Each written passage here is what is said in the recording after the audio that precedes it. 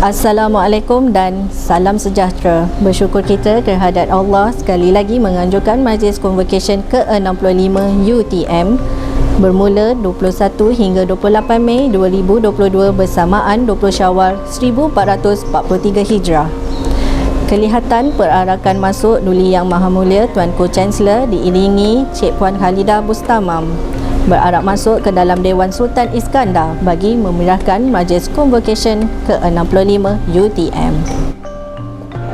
Pertama sekali saya mengucapkan terima kasihlah kepada pihak Universiti Teknologi Malaysia yang masih lagi mengingati saya yang dah lama meninggalkan UTM ni. Tentang pandangan saya terhadap UTM ni, saya suka nak menyorot kerana Tuhan dan manusia tu. Asalnya kita buat dulu untuk Tuhan dan manusia, tapi kita dah betulkan kerana slogan tu agak menyalahi unsur akidah lah. Jadi kerana untuk Tuhan dan manusia, seolah-olah kita dah menyamakan Tuhan dengan manusia. Lalu kita pindah kepada kerana Tuhan untuk manusia. Kerana Tuhan maknanya apa? Semua staf UTM dan begitu juga wawasan UTM yang kita lakukan, dia punya mutu adalah kita nak pastikan sebagaimana yang ditetapkan oleh Allah. Itu kita katakan kerana Tuhan. Untuk manusia, hasil penyelidikan, hasil ilmu, kajian adalah untuk kegunaan manusia. Kalau kita hasilkan sesuatu yang manusia, khususnya rakyat tempatan, tidak dapat menggunakannya, rasanya kuranglah bermanfaat. Pertama sekali, dia mesti mengutamakan ilmu lah. Saya suka nak bawakan ada satu hadis Rasulullah. Orang minta Rasulullah beri dia nasihat, tapi jangan panjang-panjang, kata dia. Jadi Rasulullah beri 3 je nasihat. Pertama, dia kata, kalau awak sembahyang, ibarat awak sembahyang selamat tinggal.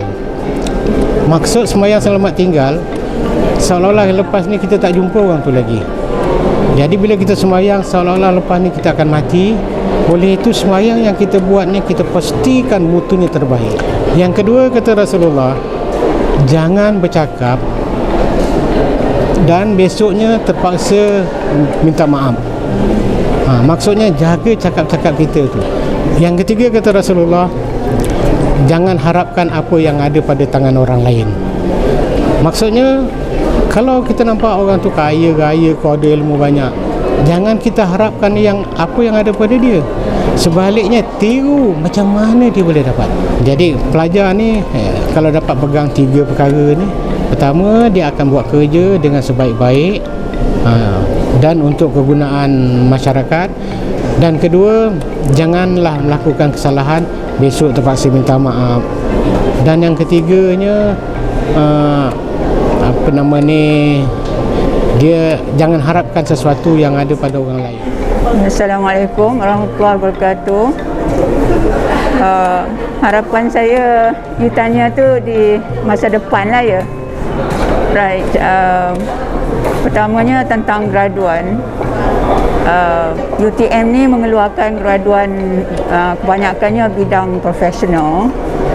Jadi saya berharap graduan kita ni yang pertama-tama sekali, mereka sepatutnya terus masuk ke alam pekerjaan lah. Sekiranya mereka menunggu untuk mendapat pekerjaan, saya harap graduan kita ni tidak melepaskan peluang mencari kursus-kursus yang boleh mereka ikuti ataupun cari pengalaman lah, sebab masa temuduga nanti kebanyakannya ditanya tentang pengalaman tu. Saya dengar semalam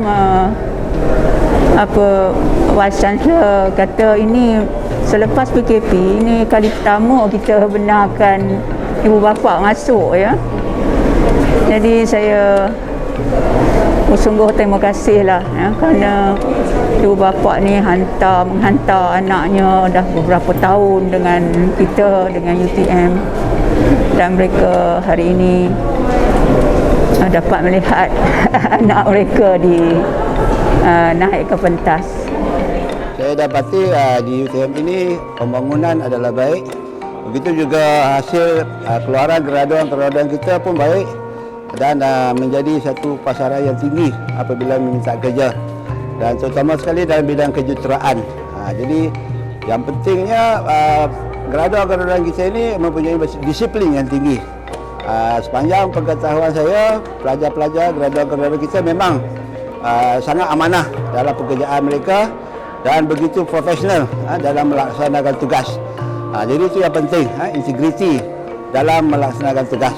Jadi apa-apa keputusan jangan buat sendiri. Apa-apa keputusan mestilah dalam mesyuarat jawatankuasa. Itu adalah terbaik. Sebab semua perkara itu adalah direkod dan dicatat dalam minit mesyuarat apa-apa pun. Itu sajalah kalau nasihat saya kepada graduan-graduan, terus jaga disiplin semasa kerja dan juga berintegriti dalam melaksanakan tugas. Saya melihat cabaran yang ada, terutamanya pada hari pertama lah. Kita melihat komunikasi dan juga penyusunan antara jawatan-jawatan kuasa, perlu ada komunikasi yang berkesan dan kita saling bantu antara satu sama lain. Di samping itu juga yang cabaran saya tengok di segi kehadiran staf-staf akademik terutamanya, yang mana pada sesi pertama ni terlalu ramai mereka ingin menghadirinya. Walau bagaimanapun disebabkan keadaan COVID sekarang ni kita terhad kepada 25 orang saja. Di samping itu saya sebagai jawatan kuasa Senat dan juga staf akademik ingin mengucapkan terima kasihlah kepada semua tim-tim ataupun jawatan kuasa yang telah memberi kerjasama, terutamanya jawatan kuasa pentas, jawatan kuasa JPU dan juga jawatan kuasa Senat yang telah saya merasakan pada pagi ini telah memberi 100% komitmen. Yang saya lihat buat masa sekarang ni kehadiran AJK Senat, itu staf-staf Senat dan juga akademik keseluruhannya full attendance pada pagi ini. Sekian, terima kasih. Para graduan mesti positif, mesti positif, cekal dalam menghadapi situasi endemik, di mana pada masa ini peluang-peluang pekerjaan agak terhad. Tetapi apa yang perlu para graduan lakukan adalah berusaha untuk mencari pekerjaan yang sesuai, dan jika tiada buat masa ini pekerjaan sesuai, banyak kerja-kerja lain melalui yang boleh dijalankan melalui teknologi masa kini, iaitu bisnes online, pengajaran secara atas talian, tuition online dan sebagainya masih boleh dilaksanakan.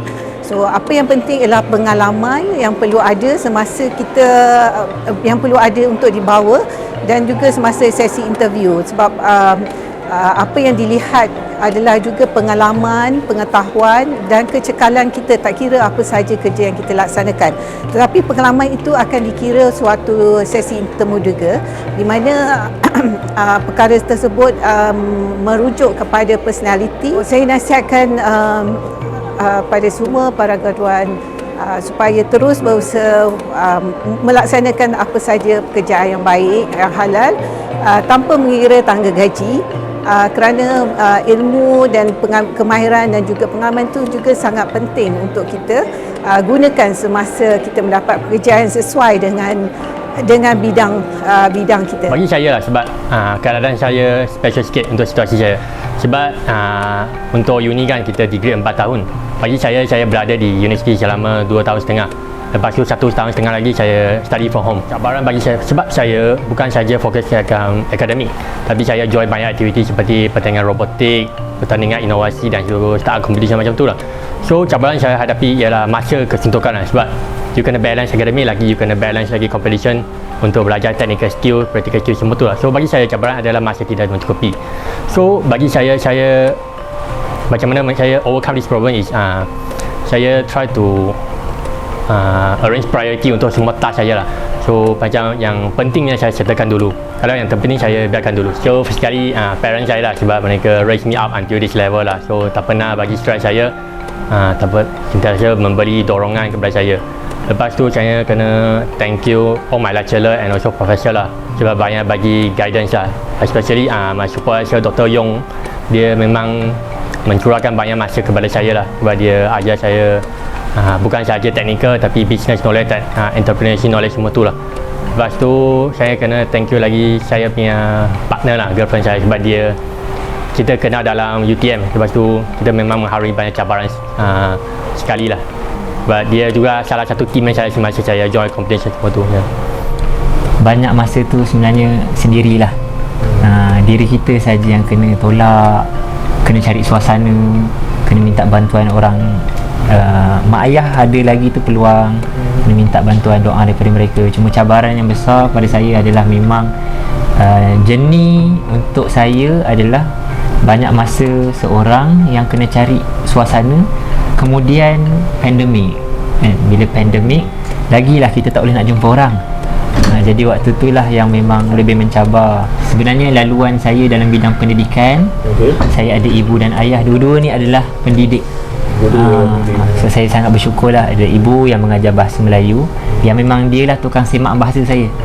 Saya ingat lagi bila hantar tesis, dia lah orang yang menjadi proofreading bahasa Melayu saya. Dan memang ayah saya memang bidang pendidikan Islam. Untungnya saya rasa sebab rumah saya dengan rumah mak ayah depan rumah. So memang setiap petang saya akan pastikan dapat ziarah. Kalau tak dapat pun mak saya akan mesej lah, ada makanan lebih ni. Jadi saya faham lah kena datang lah tu. Jadi memang setiap kali jumpa petang tu, ayah lah yang selalu follow up tanya. Tahniah, mudah-mudahan apa yang telah pun berjaya diraih sebagai seorang sarjana, sebab PhD ni macam sarjana lah, boleh dimanfaatkan untuk masyarakat dan negara. Dan saya selaku ayah yang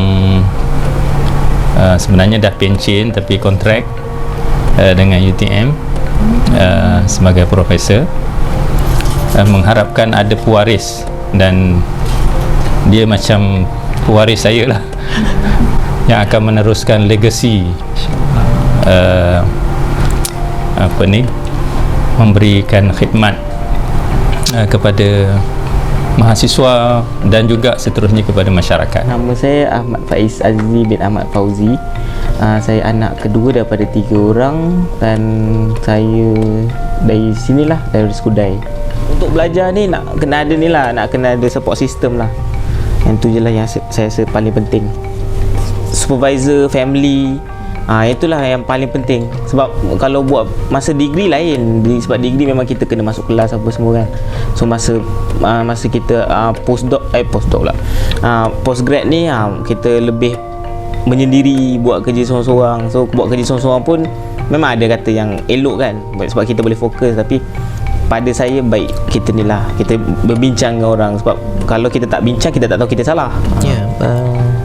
Saya kalau boleh, apabila memohon lepas SPM tu,